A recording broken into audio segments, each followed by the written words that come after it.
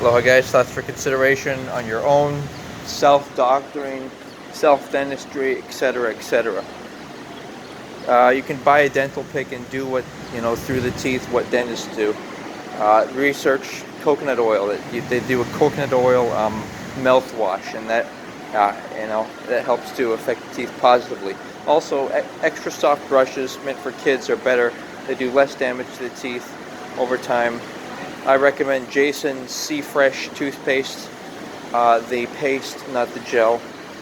I feel like that. I feel like that. I feel like that gives the most. You don't want any of this fluoride, any of this crazy stuff. Dentists, encourage the use of. I like the idea sometimes of if you have the money, a particular visit, they can do like a coating or whatnot. But the reality being that if you are brushing your teeth after every single meal, and flossing at least once a day, and sometimes before I go to bed, I'll do a double brush and make sure you're brushing your tongue. Uh, you know,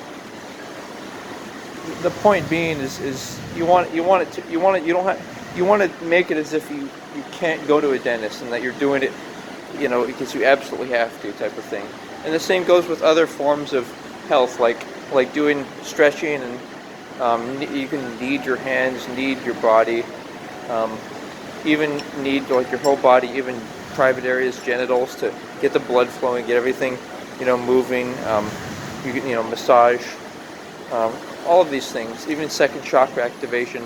That's orgasm, masturbation. The whole idea of sex is it shouldn't be to orgasm. Masturbation is for orgasm. Sex, the designation of sex, the primary designation, obviously in emergencies, biological imperatives, you have to have intercourse in order to procreate, to perpetuate the species. But I'm talking generally. You want to use sex as a way to, and intimacy, I should say, physical intimacy, as a way to give your energy to someone, give your passion to someone, express your care. Instead of making it half-hearted, random, non-committal confusion, where you're essentially teasing yourself by having like a one-night intercourse. That's confusing. It's just it's just too random. It's not you have to think of it as you want somebody's soul, you don't want their body. And also considerations for other things, like any doctors and all of that. You want to do your own research, and don't think that it's somebody else is supposed to do this for me. Thanks for considering, and even things like referring to somebody as your father or mother. What that does, I think, at a subconscious level, psychological level, it upsets people. It makes them, it makes children do self-destructive things because they're in a bad mood, because they're referencing somebody else as their authority. And it makes them do childish things. You don't want anyone to call you a child, or a boy or girl, quote unquote friend, or whatever. You don't want anyone to call you son, daughter, niece, nephew. And when if you do that, it just makes people be destructive towards themselves, and so.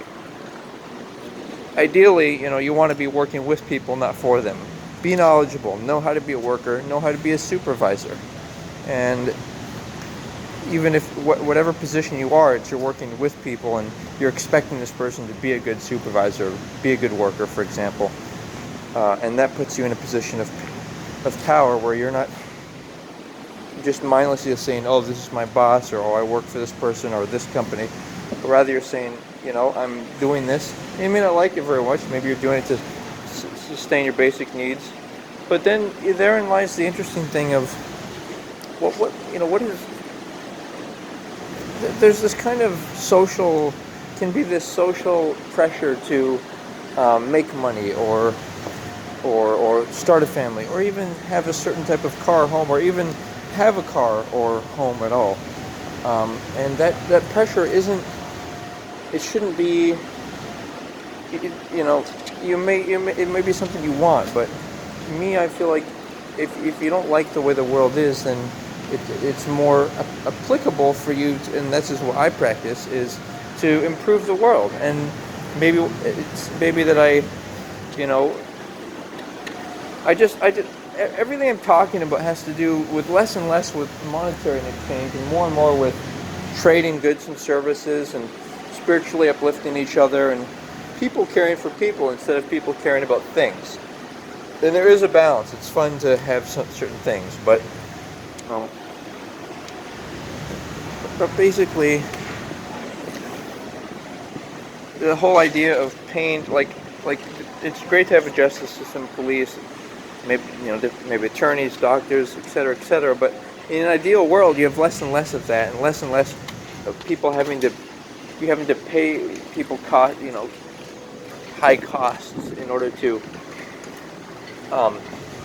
do things, because everyone's safer, they're more cautious, they are they're more independent, they're more capable, they can do more things for themselves, and that's an ideal world where there's more important intelligence, less independence, less freedom. Because how can you truly be free and joyful if you're reliant on all these people and you have to this and that? So just look into your realm and look into the semantics you use. And for more, consider I have other thoughts on websites, newrelationships.com, and so on. Thanks for considering, though. Aloha.